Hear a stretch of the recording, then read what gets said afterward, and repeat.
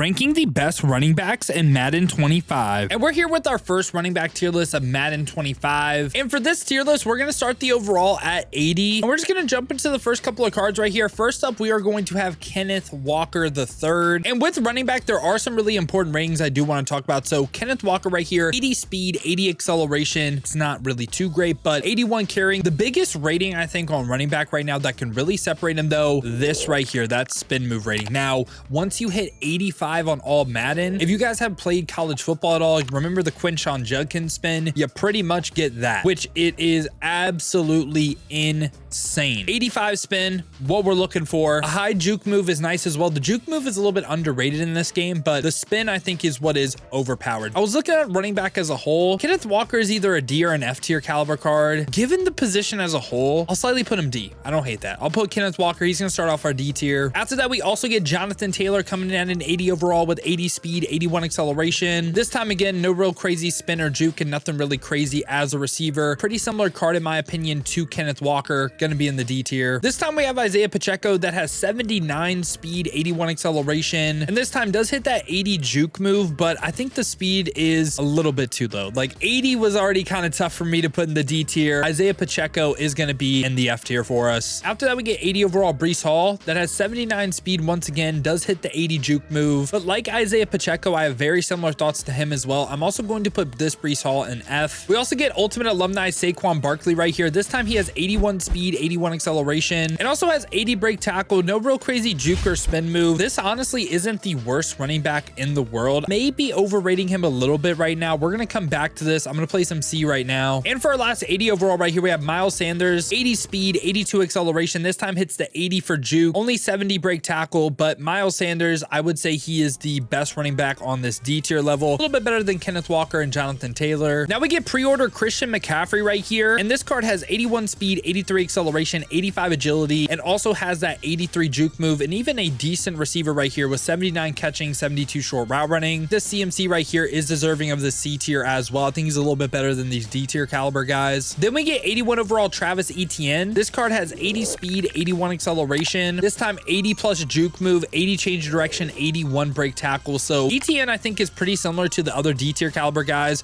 by Kenneth Walker and Jonathan Taylor. We also get 81 overall Joe Mixon. This time 78 speed. Really nothing much else to know. I get the 82 juke move, but 78 speed is just too low at this point in the game in my opinion. Even 70 catching, like it's just, this right here is just too low to me. So I am going to also place Joe Mixon in this F tier. And after that, we get Josh Jacobs, 81 overall with 80 speed, 81 acceleration. This time again has that 80 plus juke move, 80 break tackle, no real crazy spin move or anything. And Josh Jacobs, I think he is also pretty similar to the cards we covered in D. And after that, we get 81 overall Aaron Jones. This is another card that simply just has 77 speed, right? I get he has 80 juke move, 80 change of direction, not really much going on as a receiver, but the speed is just too low. And for that reason, Aaron Jones is also going to be in this F tier for me. Now we bump it up to 82 overalls, and I think this is the card that I probably missed on the most. 82 Derrick Henry. So I thought the power backs were going to be kind of crazy, and 6'3", 247, 82 speed. He's a trucking stiff arming type of back. I think the main issue with these type of cards is it's just they can't really move. Like it's the excel, the agility, the change of direction really isn't there. Trying to turn with Derrick Henry is kind of a miserable experience. I do think there's times where yes, he runs over DBs, he runs over linebackers, but I don't think it's consistent enough for me to justify saying the power backs are better than the elusive backs. And for that reason, I'm also going to we're going to change some things. I'm going to place him C, and I'm going to drop everyone down a singular tier like this. Yeah, I think that's a little bit better. And now after that, we get team builder Gus Edwards. He's 6'1", 238, has 81 speed with 78 acceleration, 78 juke move, 74 spin, 79 break tackle. Again, high trucking, but I feel like every other stat is just like very lacking. To me, it just doesn't really feel like a budget beast type of back either.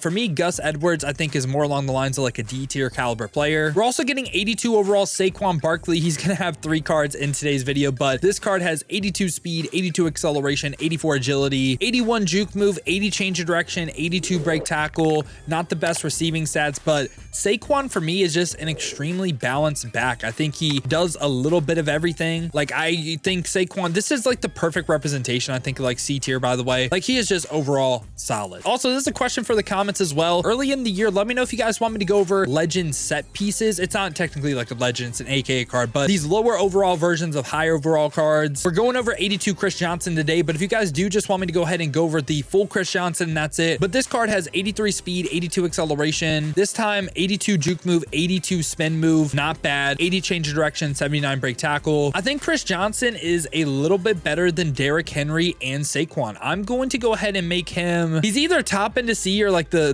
bottom end to B. I'm kind of already knowing who I want to be in the B tier, and I don't know if he's on that level. So I'm going to place him more C. And then after that, we get 82 overall Javonte Williams. Not really going to spend a whole lot of time on this card because it's just a 77 speed. Like, it's just too low. I get he has 80 juke move, 84 break tackle, but the speed, in my opinion, is just way too low. So Javonte Williams is also going to be someone in this F tier. We also get Season of Boom Najee Harris right here. That fully upgraded will be an 83 overall. This is a card with 81 speed, 84 acceleration. He's 6'1", 242. Not really great juke or spin, but has 83 break tackle and not really great as a receiver as well. I think this Najee Harris card is also someone that's deserving of the D tier. Then after that, we get Nick Chubb. Nick Chubb has 81 speed, 81 acceleration, has 82 carrying, 83 break tackle. Not the best juke or spin. Another trucking, stiff arming type of back right here, but he doesn't really have the weight for that. Nick Chubb, in my opinion, I am also placing him in this D tier. And we also get 84 CMC right here. Gonna have a ton of cards in today's video, but this card has 82 speed, 84 acceleration, 86 agility on him with 85 juke move. That is really, really nice to hit. 84 change of direction, 81 break tackle, 82 catching, 74 short route running. So the 85 juke move really, really helps this card. In my opinion, I would say that makes him a step above like CJ2K, Saquon, and Derrick Henry. And he is a 1 speed point slower than the CJ2K, but that 85 juke is really, really nice. Now we get back-to-back field pass cards right here. First up, we have another Christian McCaffrey. So Christian McCaffrey, this time from the field pass, gets up to an 85 overall. This time, 86 speed on him, 86 acceleration, 88 agility, 87 juke move on him as well, with 80 spin, 87 change of direction, 84 break tackle, 83 catching, 75 short route running. Also gets all 32 team chems as well. I think there is an argument for this card to be S tier on all pro. On all Madden, there is a very specific card that we're going to cover that is actually broken, but this card is like right there for me. I'm placing him more along the lines of A tier, and I think it'll make sense in the end. Now we're also getting a fullback right here, but I did want to cover a Mike Allstott because I think he is actually more like a running back, and he's 6'1", 248, 84 speed on the card, 87 acceleration. This time 88 trucking, 87 stiff arm, 84 break tackle. Now I've played up against this card. I think he is actually really, really slept on and really good. It's just he doesn't really fit the meta of the game, kind of like that 82 Derrick Henry, what I was saying. I just think the power backs, not really being able to spin, definitely hurts him, but I think this card is really good. For me, Mike Allstott, I think he can be argued A tier, and I don't hate it, but I'm gonna place him more along the lines of like a B tier caliber player like this 84 CMC. And then after that, we get Raheem Mostert. Dolphins, great, but 85 speed, 84 acceleration. This time has that 86 juke move once again, and with a coach strategy item, right? Or just a strategy item in general, you could get him up to that 85 spin. And with that, I could walk with you with S tier. I really could. 87 break tackle on him though. For me, Raheem Mostert not hitting it stock though on the card. I'm going to also lean him more A tier as well. And I have had a debate with people, Raheem Mostert or CMC. I can see it going either which way. I think with the spin strat card though, strategy item that plus the spin, I think Raheem's better, but just base card, I'd take CMC. We also get team builder Joe Mixon right here with 83 speed, 84 acceleration. This time hits that 85 tier of juke move, 83 break tackle, 83 change direction, 76 catching. So I think Joe Mixon is overall really, really solid, man. I'm going to place Joe Mixon also in this B tier.